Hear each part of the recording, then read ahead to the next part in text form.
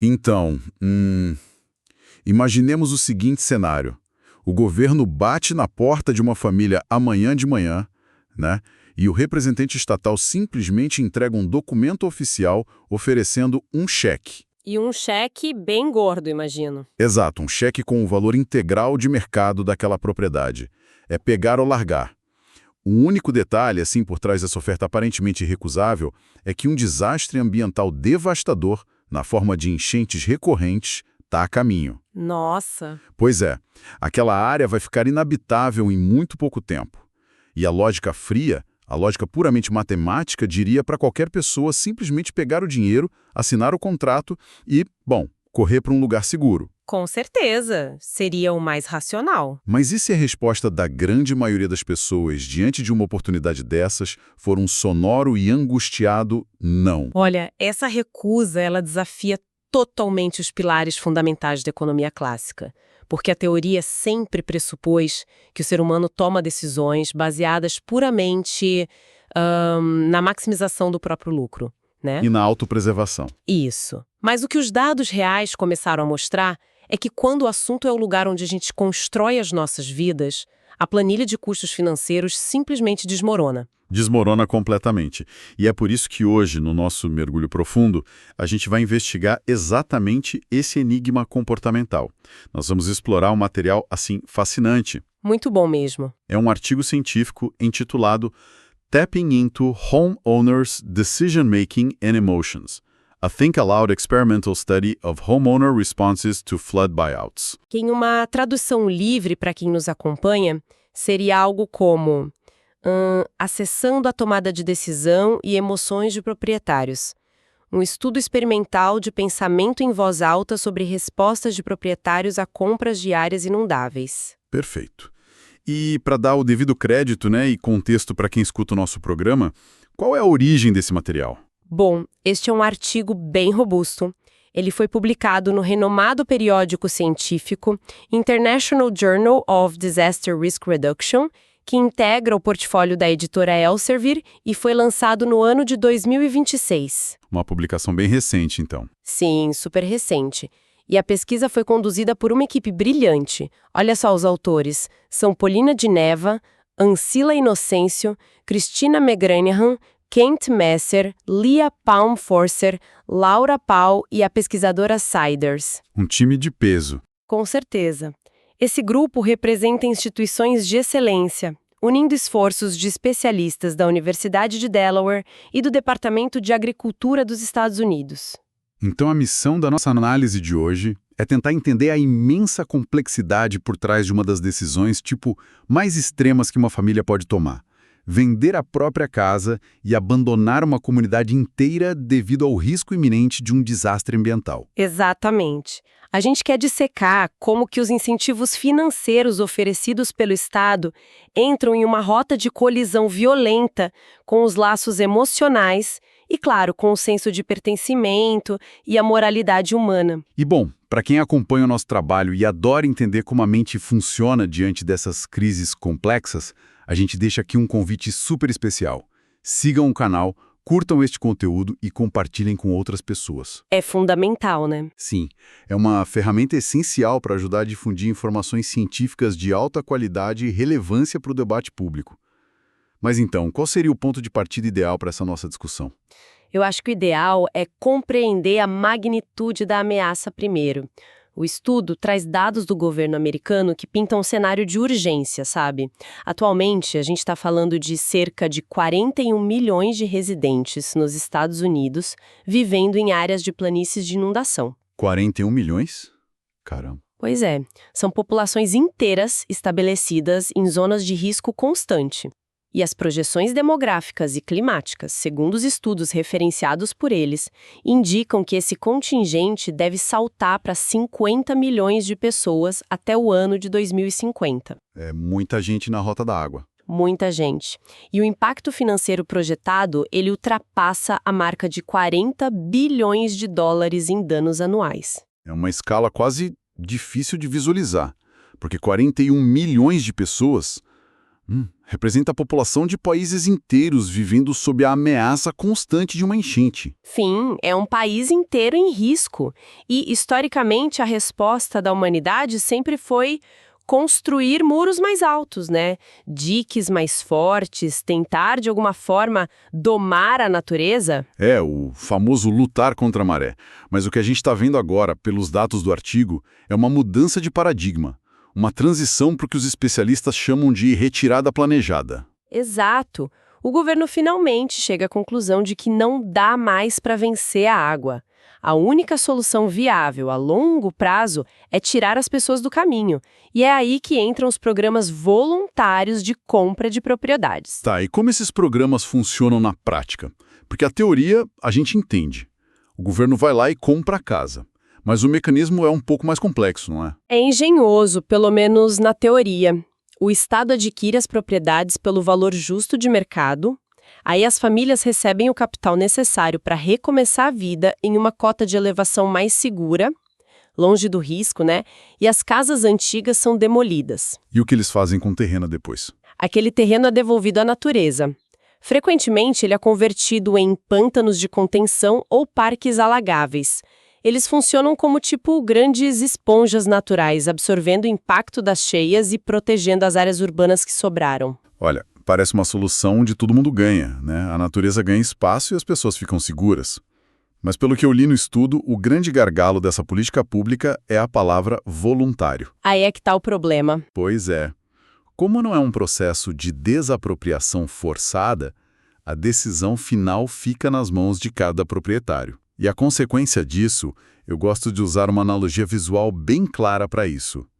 Imaginemos um tabuleiro de xadrez. Ou um pedaço de queijo suíço, né? Exatamente. O bairro inteiro vira um mosaico disfuncional. Fica uma casa abandonada que o governo comprou, que logo vira um terreno baldio cheio de mato. Aí logo do lado tem uma casa perfeitamente habitada por uma família que, se recusou a sair, e na sequência, mais 2 terrenos vazios. Essa fragmentação espacial é o grande pesadelo dos urbanistas hoje em dia. Não, com certeza. E o problema logístico disso é monstruoso, porque a prefeitura ainda precisa mandar o caminhão de lixo passar naquela rua esburacada. Ela precisa manter a rede elétrica funcionando, recapear o asfalto, manter a rede de esgoto operante, só para atender a 2 ou 3 casas perdidas ali no meio do nada. O custo de manutenção da infraestrutura per capita simplesmente explode, né? Explode. E sabe aquela barreira verde de proteção ecológica que o governo sonhava em criar com as esponjas naturais? Ela perde absolutamente toda a eficácia porque os terrenos não formam um cinturão contínuo. Faz todo sentido. E, bom, para combater essa ineficiência, os economistas comportamentais começaram a desenhar novos modelos de contratos. O que eles propuseram? A grande hipótese testada por eles foi a introdução de um bônus financeiro de coordenação. Bônus de coordenação? Como assim? A proposta seria oferecer o valor de mercado da casa normal, mais um prêmio extra em dinheiro. Só que esse prêmio estaria condicionado à decisão coletiva. Ou seja, a pessoa só recebe aquele valor extra e a venda só é efetivada de fato se uma quantidade mínima de vizinhos também concordarem em assinar o contrato. Ah, entendi. Então a ideia era usar a alavanca financeira para induzir a ação da comunidade inteira. Exatamente. Mas o dilema dos formuladores de políticas públicas era bem claro. Testar essas teorias no mundo real, no meio de uma evacuação pré-desastre, é ética e logisticamente impossível. Não dá para brincar com a vida das pessoas num momento desses, né? O que nos leva, eu diria, à genialidade metodológica deste artigo. Os pesquisadores criaram um simulador, um experimento de laboratório muito interessante. E como foi o desenho desse experimento? Eles recrutaram 32 proprietários reais de imóveis, a grande maioria ali com mais de 50 anos de idade, vivendo em comunidades costeiras vulneráveis lá no estado de Delaware. E para ter um grupo de controle, com um perfil demográfico diferente, eles trouxeram também 20 estudantes universitários. Perfeito. 2 grupos bem distintos. Isso. Todos eles foram colocados num jogo econômico que simulava uma vizinhança circular composta por 6 casas. E aí entra a tensão. A cada rodada, o participante enfrentava uma probabilidade fixa de 25% de sofrer uma enchente. E o que acontecia se a enchente viesse no jogo? Destruiria a metade do valor do patrimônio deles no jogo. E o governo virtual oferecia diferentes modalidades de compra com e sem aqueles bônus de coordenação que você mencionou. Olha, a estrutura do jogo em si já é fascinante, mas eu diria que o que eleva este estudo a outro patamar é a forma como eles capturaram os dados comportamentais. E aqui eu preciso fazer um pouco o papel de cético, tá? Porque quando a gente lê sobre jogos de computador baseados em economia, eles costumam partir daquela premissa de que o ser humano é uma calculadora ambulante focada em maximizar moedas virtuais. Sim, o famoso Homo economicus. Isso. E eu me pergunto como é que um joguinho de laboratório de alguns minutos consegue de fato capturar a dor real, a angústia paralisante de abandonar o próprio lar, de deixar para trás os vizinhos de décadas e a história de uma vida inteira. Sabe, tem um cientista com uma prancheta ali observando, não muda completamente a forma como a pessoa age. Essa sua objeção é super válida. É o calcanhar de Aquiles de muitos estudos clássicos, o famoso efeito do observador. E é por isso que a equipe de pesquisadores inovou tanto. Eles aplicaram um protocolo cognitivo super rigoroso chamado pensamento em voz alta. Pensamento em voz alta? Como um fluxo de consciência. Exato. É muito utilizado na psicologia. Em vez de deixar os participantes em silêncio ali clicando em botões para, sei lá, no final aplicar um formulário frio de múltipla escolha para tentar entender os motivos... Que é o que todo mundo faz, né? Sim, mas aqui a regra principal do experimento exigia a verbalização contínua. Os participantes eram instruídos a falar em voz alta absolutamente todo o fluxo de pensamento que ocorria na cabeça deles enquanto analisavam as ofertas. Caramba. Então cada dúvida, cada murmúrio... Cálculo mental? Tudo. Qualquer justificativa moral precisava ser externalizada em tempo real. E os pesquisadores ficavam apenas gravando e transcrevendo, sem interagir, sem induzir resposta nenhuma. Nossa, isso é genial. Porque isso retira aquela camada de edição que a gente costuma fazer, né? Quando a gente tenta justificar uma ação do passado, a gente racionaliza. Ali a pessoa não está dando uma entrevista formal, ela está narrando o próprio conflito interno no exato momento em que o negócio acontece. É uma janela direta para a mente deles. O resultado qualitativo dessa abordagem foi riquíssimo. Os pesquisadores conseguiram mapear emoções brutas, sentimentos de culpa, dilemas éticos, coisas que os modelos matemáticos simplesmente não conseguem quantificar. E cruzando essas transcrições com os dados numéricos, o que eles descobriram? Porque os números desse experimento, aliados a essas falas, revelam um abismo enorme entre a teoria e a prática. Vamos aos dados exatos, então. Na rodada base, onde o governo oferecia só o valor de mercado, sem nenhum bônus, a taxa de aceitação dos proprietários foi de cerca de 51%. Praticamente um cara ou coroa, né? Metade aceitou, metade não. Bem isso. Mas quando o bônus financeiro de coordenação foi ativado, exigindo aquela meta mínima de vizinhos aderindo para o negócio fechar, a taxa de aceitação deu um salto para quase 65%. É um salto estatisticamente muito significativo e, à primeira vista, faria qualquer economista comemorar, tipo, o incentivo financeiro funcionou perfeitamente. Exatamente. A conclusão precipitada seria afirmar que o dinheiro a mais comprou a adesão das pessoas. Mas as gravações de áudio, graças ao pensamento em voz alta, mostraram que os motivos por trás desse salto eram fundamentalmente diferentes, dependendo de qual grupo a gente estava olhando. O contraste entre os estudantes universitários e os proprietários reais.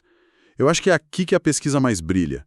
Porque, para os estudantes, o processo de decisão era quase robótico, puramente focado em maximizar a utilidade. Bem pragmáticos. Muito.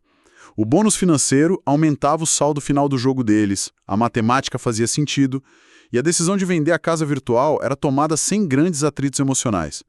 Aquela meta mínima de adesão era apenas um detalhe contratual ali na tela. Já para os proprietários reais de Delaware, a história foi outra. São pessoas com raízes fincadas de verdade nas suas comunidades. O bônus financeiro não operava no vácuo para eles. E o que as falas transcritas revelaram sobre eles? Elas revelaram que a cláusula de meta mínima de adesão, aquela regra de que a venda só acontece se os outros vizinhos também participarem, não atuou como um gatilho de ganância financeira para eles. Na verdade, atuou como uma poderosa cobertura social, uma espécie de justificativa moral profunda. Cobertura social. Eu gosto de visualizar essa dinâmica como metáfora de um barco que está afundando, muito lentamente, em uma comunidade onde, todos se conhecem pelo nome. É uma boa imagem. Ninguém quer ser o primeiro a correr pro bote salva-vidas, né? Abandonar a própria casa e virar as costas para os vizinhos que, sei lá, decidiram ficar para tentar tirar água com baldes. Existe um medo gigantesco do julgamento social ali, da pecha de covarde ou de traidor da comunidade. Com certeza, o peso social é esmagador. Mas se de repente a tripulação estabelece uma regra de que o bote salva-vidas só vai ser liberado se um grupo inteiro entrar junto, o peso da culpa individual evapora.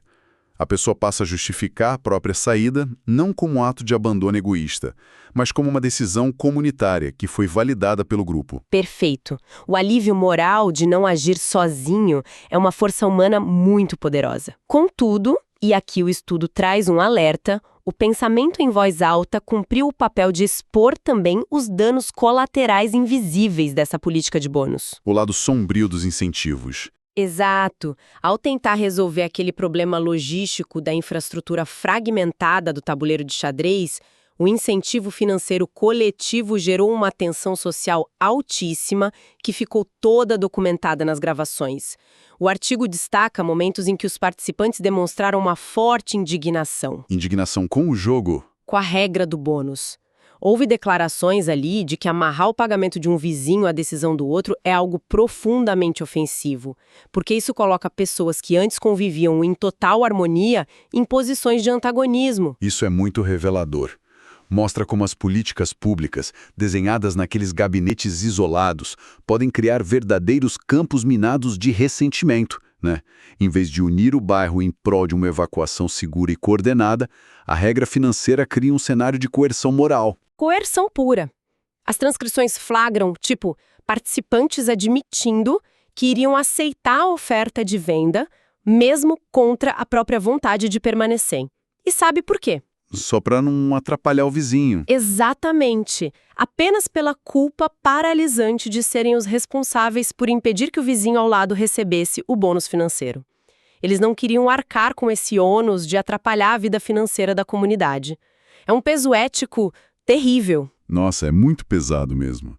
Se uma política pública destinada a proteger pessoas de um desastre ambiental acaba esfacelando o tecido social e a confiança de uma comunidade antes mesmo da primeira gota de chuva cair, olha, a métrica de sucesso dessa política precisa ser severamente questionada. Concordo plenamente. E isso nos leva para o próximo pilar de complexidade que eles estudaram. O problema da percepção de probabilidade. Isso. Porque se os laços de vizinhança já são suficientes para distorcer aquela lógica financeira fria que se esperaria de um agente econômico, a forma como o cérebro humano processa estatísticas eleva o problema a um nível quase de pura irracionalidade.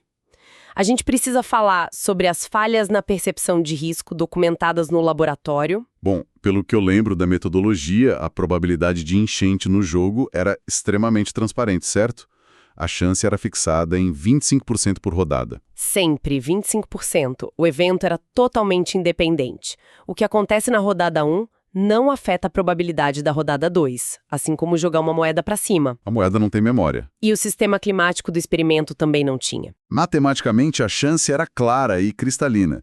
E ainda assim, as reações verbais de adultos experientes demonstraram interpretações, eu diria, completamente ilusórias dessa probabilidade matemática. É fascinante e um pouco assustador notar o quanto o nosso cérebro odeia a incerteza estatística, a ponto de inventar padrões onde eles não existem. O protocolo de pensamento em voz alta registrou a clássica falácia do apostador operando a todo vapor ali. Como era isso na fala deles? Os pesquisadores ouviam os participantes racionalizando as escolhas com base em sequências passadas que eram irrelevantes para o jogo. Alguém dizia assim, bem, já passamos por 4 rodadas sem nenhuma enchente. A sorte está acabando. Uma hora a conta chega, parece que um desastre está garantido na próxima. Nossa. E sob o comando dessa falsa premissa, dessa intuição de que a enchente estava, entre aspas, atrasada, eles decidiam liquidar a casa apressadamente. Eles criaram uma lei de compensação imaginária na própria cabeça. Mas o estudo também capturou o espectro oposto, não foi? O viés da invulnerabilidade. A famosa falsa sensação de segurança. Exato. Participantes que enfrentaram as mesmas primeiras rodadas ilesos construíam uma narrativa completamente diferente. Eles declaravam que, como não havia ocorrido nenhuma inundação até aquele momento, o sistema devia ser seguro. Ignorando os 25% de chance. E ignorando totalmente. Diziam em voz alta que iriam arriscar continuar na propriedade porque a ameaça parecia irreal. A ausência de um desastre recente era interpretada por eles como uma garantia de segurança futura. Olha, fica muito evidente porque as campanhas públicas tradicionais de conscientização enfrentam tanta resistência.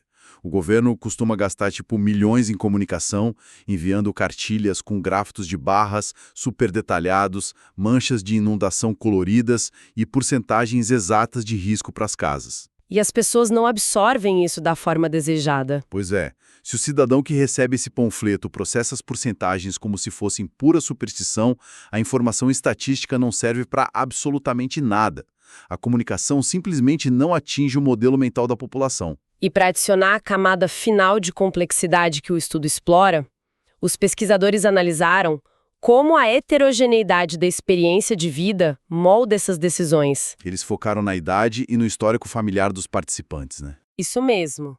A análise qualitativa revelou que indivíduos do mesmo grupo demográfico, enfrentando os exatos mesmos incentivos e os exatos mesmos riscos, chegaram a decisões completamente opostas porque foram guiados por valores pessoais inegociáveis. Tem 2 exemplos no texto que capturam super bem essa dicotomia. De um lado, um dos participantes mais velhos avaliou o cenário e optou por vender a casa imediatamente. E o que ele disse no áudio? A verbalização dele justificava a escolha através de um cansaço preventivo. Ele argumentou que na idade em que ele estava, não teria a menor condição física ou psicológica de lidar com o estresse monumental de reconstruir uma vida inteira caso a água entrasse na casa. Para ele, a paz de espírito valia mais do que o bônus financeiro ou endereço. Compreensível. Mas, logo em seguida, o artigo contrapõe essa visão super pragmática com o relato de outro morador idoso, originário da cidade litorânea de Lewis. O que ele decidiu? Diante das ofertas financeiras crescentes do governo no jogo, a reação dele foi de rejeição sumária a todas as propostas. Nenhuma oferta convenceu o homem. Nenhuma. E o argumento, verbalizado com uma forte carga emocional, era o de que aquela propriedade específica não era apenas, um aglomerado de tijolos e madeira. Tinha uma história profunda por trás. Era a casa comprada pelo avô dele na década de 1940, a propriedade carregava a linhagem da família, as memórias, provavelmente as marcas de crescimento dos filhos no batente da porta, entende? Para esse perfil de pessoa, a casa é, de fato, uma extensão direta da própria identidade. Não há fórmula matemática, porcentagem de risco ou bônus de coordenação coletiva que consiga precificar esse apego ancestral a um local. Ele aceitou o risco total de perder tudo em um desastre ambiental porque vender a casa para ele significaria perder o próprio passado. É tocante. E o cruzamento de todos esses achados, a necessidade de cobertura social para evitar o julgamento, a coerção moral sentida pela pressão coletiva, as falácias de interpretação de risco e, claro, o peso intransponível da memória afetiva, tudo isso torna esta pesquisa um divisor de águas. Com certeza. O documento oferece uma prova acadêmica contundente para o campo do planejamento urbano de que os modelos de adaptação climática não podem continuar sendo desenhados exclusivamente em planilhas frias do Tesouro Nacional. De jeito nenhum. Os formuladores de políticas públicas que não conseguirem traduzir aquele jargão científico para a realidade palpável e emocional das comunidades, eles estão fadados a gastar bilhões em programas fracassados. A eficiência econômica é super importante. É óbvio, mas sem legitimidade social e empatia, nenhum contrato é assinado. É preciso comunicar o risco desarmando essas ilusões cognitivas que a gente discutiu, respeitando o tempo de assimilação de cada um e reconhecendo que a população não é um bloco homogêneo de agentes maximizadores de lucro. E essa síntese, no fim das contas, confirma a imensa relevância do material que nós analisamos hoje.